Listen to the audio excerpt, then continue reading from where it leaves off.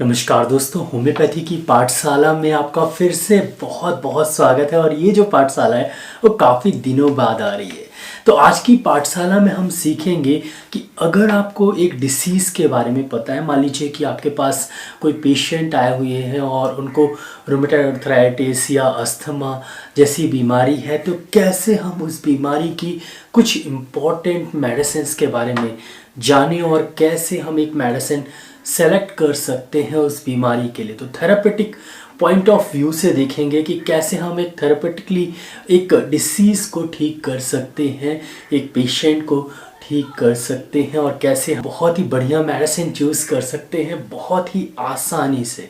तो बहुत आसान तरीका बताऊंगा मैं, डॉक्टर विक्रम, आपका मेरे चैनल में बहुत बहुत स्वागत है। तो चलिए शुरू करते हैं।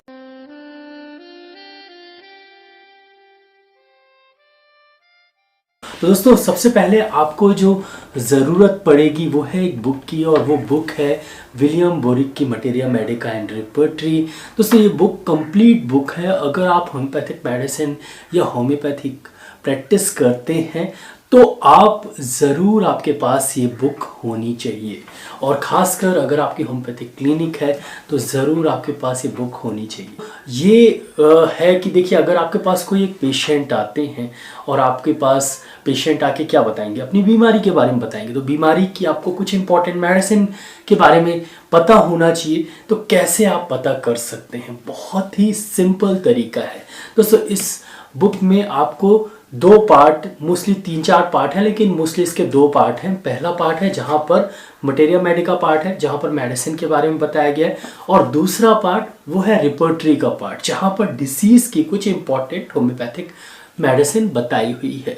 तो आपको करना क्या है कि डिसीज़ की इम्पॉर्टेंट होम्योपैथिक मेडिसिन जाननी है। मान लीजिए कि किसी को अस्थमा की प्रॉब्लम है और वो पेशेंट आपके पास आते हैं और अस्थमा के बारे में बताते हैं। तो सबसे पहले आपको करना क्या है कि पेशेंट की जो कंप्लेंट्स हैं, जो प्रॉब्लम है, वो पूरी अच्छे से लिखनी है और समझनी है। और उसके बाद आपको इस बुक पे उसकी मेडिसिन ढूंढनी है। तो अब हम कैसे ढूंढेंगे? मैं अस्थमा का, क्योंकि अस्थमा के पेशेंट बहुत ज़्यादा होते हैं, इसलिए मैं अस्थमा का एक एग्जाम्पल ले रहा हूँ। तो सबसे पहले आपको बुक में जाना है, और बुक में अस्थमा कहाँ पर होगा? रेस्पिरेटरी सिस्टम पे। तो आपको रेस्पिरेटरी सिस्टम खोलना है रिपर्टरी पार्ट में। तो चलिए हम खोलते हैं रेस्पिरेटरी सिस्टम। और हमने खोला रेस्पिरेटरी सिस्टम। उसके बाद पहला ही जो आपको रूब्रिक या पहली पैथोलॉजिकल कंडीशन आपको दिखेगी, ये पेज नंबर है 882883, 883 पेज नंबर है इस पे। और पहला ही जो आपको एक पार्ट दिखेगा वो है अस्थमा का ही, और रेमेडी इन जनरल, मतलब अस्थमा की कौन सी जनरल मेडिसिन होती हैं। लेकिन हमको पूरी मेडिसिन के बारे में जानना नहीं है, कुछ इंपॉर्टेंट मेडिसिन के बारे में जानना है। तो इसका एक बहुत ही आसान तरीका होता है। जैसे आपने केस चेकिंग की, तो आप सबसे पहले केस चेकिंग करते समय पहला चीज़ आप जो देखें वो है टाइप, और कुछ सिम्टम्स, अल्टरनेटिव सिम्टम्स देखें, और सिम्टम्स के अकॉर्डिंगली भी आप ढूंढ सकते हैं। उसके बाद आपको कॉन्कोमिटेंट देखना है, मतलब अस्थमा के साथ उसे और कोई प्रॉब्लम हो रही है, वो आपको ज़रूर पूछना है पेशेंट से और लिखना है। और उसके बाद आपको मॉडलिटीज़ देखनी है, मतलब अस्थमा उसका कब बढ़ता है और कब घटता है, तो ये देखना है। एम्बलरेशन और एग्रावेशन देखना है। तो ये 3 चीज़ आपको देखनी है, और उसके बाद आप ढूंढिए अस्थमा की मेडिसिन। तो सबसे पहले अस्थमा रेमेडी इन जनरल, मतलब जनरली अस्थमा में कौन कौन सी मेडिसिन इफेक्टिव है, ये हम पता करते हैं। इस रिपर्टरी में जब आप पढ़ने जाएंगे, बहुत सारी मेडिसिन लिखी रहती हैं, और कभी कभी तो 100-150 से ज़्यादा मेडिसिन लिखी रहती हैं।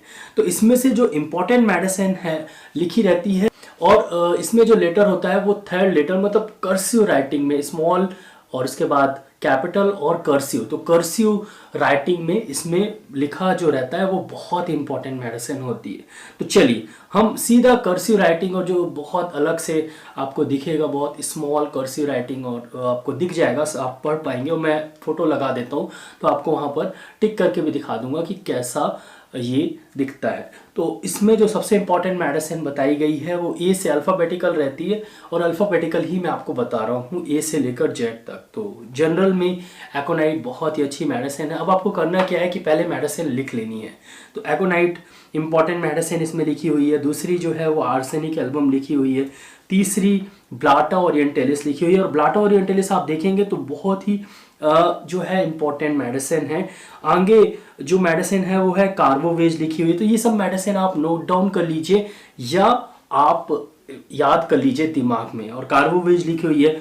नेक्स्ट मेडिसिन जो है वो है कोका, और उसके बाद जो मेडिसिन है वो है क्रोटान टेग, उसके बाद क्यूप्रम एसिडम, उसके बाद क्यूप्रम आर्सिक, और ड्रोसेरा बहुत ही इंपॉर्टेंट मेडिसिन है। नेक्स्ट जो मेडिसिन है ग्रैंडियला, बहुत ही इंपॉर्टेंट मेडिसिन है अस्थमा के लिए।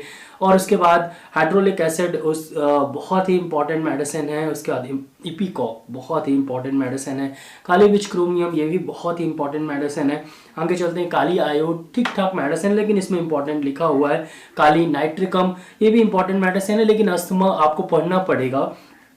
और उसके बाद लोबीलिया, ये बहुत ही इंपॉर्टेंट मेडिसिन है अस्थमा के लिए। उसके बाद पोथोस, ये बहुत ही इंपॉर्टेंट मेडिसिन है अस्थमा के लिए। फिर नक्सवोमिका, ये बहुत ही इंपॉर्टेंट मेडिसिन है। जैम्बुकस बहुत ही इंपॉर्टेंट मेडिसिन है। और इसके बाद एक सल्फर सबसे इंपॉर्टेंट मेडिसिन है। थूजा भी इंपॉर्टेंट मेडिसिन है। तो ये आप इंपॉर्टेंट मेडिसिन लिख लीजिए। शुरुआत में जब आप चालू करेंगे प्रैक्टिस तो लिख लिया करिए, तो धीरे धीरे फिर आपको लिखने की आदत नहीं होगी, अपने आप ही दिमाग में आ जाएगा। अब आपको करना क्या है कि आप इसके सब रूब्रिक, जैसे आपने कुछ लिखा है पेशेंट के बारे में, तो वहां पर जाके देखें। तो आपने पेशेंट जैसे एंगर फ्रॉम, मतलब जो अस्थमा है वो उसको बहुत ज़्यादा गुस्सा हो जाता है तो उसके अस्थमा बढ़ जाता है। तो ये आपको थोड़े से सिम्टम्स, बहुत ही इंपॉर्टेंट सिम्टम्स पे जाना है, और वहाँ पर आपको नक्स वोमिका मिल जाएगी। और जैसे कि कार्डियक अस्थमा होता है, उसमें आपको कैक्टस बहुत ही इंपॉर्टेंट मेडिसिन है। ग्रैंडियला बहुत ही इंपॉर्टेंट मेडिसिन है, तो वो मिल जाएगी। तो अगर आप कुछ सब सिम्टम्स देख पाए पेशेंट के अंदर तो वो बहुत ही अच्छा रहता है। तो ऐसे ही सब सिम्टम, जैसे ह्यूमिड एटमॉस्फेयर में अगर अस्थमा किसी का बढ़ता है तो आर्सेनिक एल्बम, कैनाबिस इंडिका, डल्का मारा, ग्रैंडियला और कालीविच क्रोमियम, नेट्रम कार्ब, ये सब, नेट्रम सल्फ, ये सब बहुत, सेनेगा सल्फर, ये सब बहुत ही इंपॉर्टेंट मेडिसिन है। तो ऐसे आप देखेंगे। और कॉन्कोमिटेंट विथ भी देखिए कि अस्थमा के साथ कहीं उसको यानी बहुत ज़्यादा कैटरल मतलब कफ भी निकल रहा है। अगर बहुत ज़्यादा कफ निकल रहा है अस्थमा के साथ तो एकोनाइट, आर्सेनिक एल्बम, एंटियम टार्ट और उसके साथ ग्रैंडियला, इपिकॉक, ये सब आप लिख दीजिए। जब आप एक बार सिम्टम्स वाइज कुछ मेडिसिन लिखेंगे इंपॉर्टेंट, तो आप बाद में देख पाएंगे कि उनमें से सबसे ज़्यादा मैचिंग मेडिसिन कौन सी है। तो आपने ये सब मेडिसिन जैसे लिखी, उसके बाद मान लीजिए कि जो पेशेंट है उसके बाद मॉडिलिटीज़, तो आफ्टर स्लीप, सोने के बाद उसकी प्रॉब्लम बढ़ जाती है, उठना पड़ता है, नाइट में जैसे ही लेटता है वैसे ही प्रॉब्लम बढ़ जाती है। तो मान लीजिए कि अगर नाइट में उसकी प्रॉब्लम बढ़ती है तो आर्सेनिक एल्बम, ग्रैंडियला और सैम्बुकस ये इंपॉर्टेंट मेडिसिन है। तो ऐसे आप कुछ एग्रावेशन, एमलरेशन पॉइंट ज़रूर पेशेंट से पूछिए और वो उसकी इंपॉर्टेंट मेडिसिन लिख लीजिए। तो ये आपने एक तो एग्रावेशन, एमलरेशन पॉइंट पूछा कि कब उसकी प्रॉब्लम बढ़ती है, कब उसकी प्रॉब्लम घटती है और क्या होता है ये पूछा, उसके अकॉर्डिंगली कुछ मेडिसिन आई गई, और एक जनरल जो इंपॉर्टेंट मेडिसिन होती है अस्थमा की वो आपको पता ही है।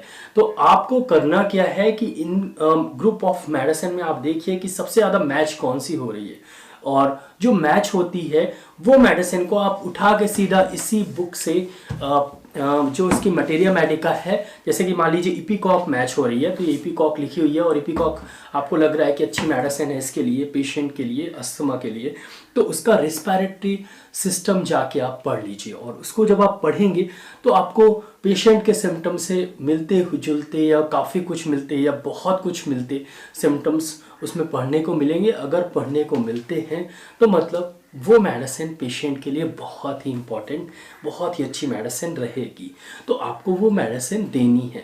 तो सबसे पहले आपको थोड़ा सा रिपर्टरी में जाके उस डिसीज़ की, उस थेरेपेटिक आप कुछ सिम्टम्स और कुछ मॉडलिटीज़ और कुछ डिसीज़ के जनरल मेडिसिन वो सब देख के कुछ मेडिसिन का आप चूज़ कर लीजिए और वो मेडिसिन जाके आप मटेरिया मेडिका में जाके पढ़ लीजिए। और उसके बाद वो मेडिसिन वही पूरा पढ़ने की ज़रूरत नहीं, सिर्फ रेस्पिरेटरी सिस्टम ही पढ़ने, क्योंकि हम थेरेपेटिक टाइप ऑफ प्रिस्क्रिप्शन दे रहे हैं तो आपको रेस्पिरेटरी ही पढ़ने की ज़रूरत है।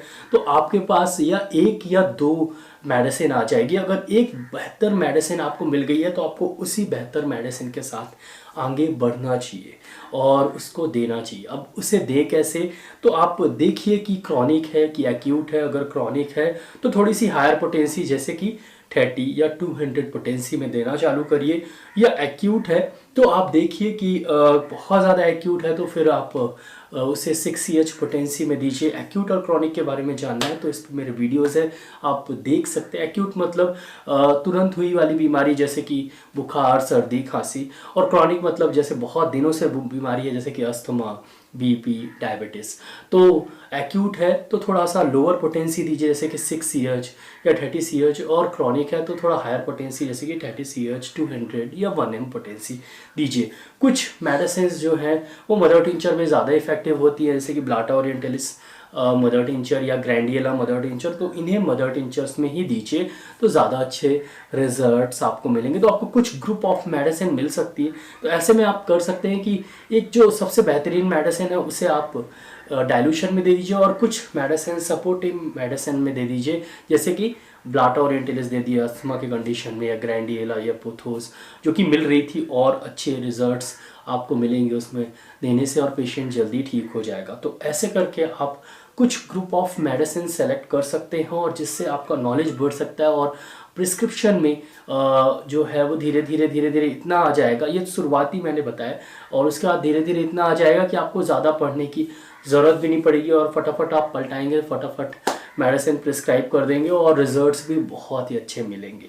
तो ये बहुत ही आसान तरीका है किसी भी डिसीज़ की इम्पॉर्टेंट होम्योपैथिक मेडिसिन जानने का। दोस्तों आशा करता हूँ कि आपको वीडियो अच्छा लगा होगा। अगर अच्छा लगा हो तो प्लीज़ वीडियो के नीचे एक लाइक का बटन दिखेगा तो उसको दबाना बिल्कुल मिलेगा। यहाँ पर एक रेड कलर का सब्सक्राइब का बटन दिखेगा तो उसको भी दबा दीजिए। इसके बगल में एक बेल आइकन है तो उसको भी दबा दीजिए। मैं ऐसे ही knowledgeable homeopathic related, disease related videos लाता रहता हूँ, तो उसको देखने के लिए मेरे चैनल को सब्सक्राइब करना बहुत ज़्यादा ज़रूरी है।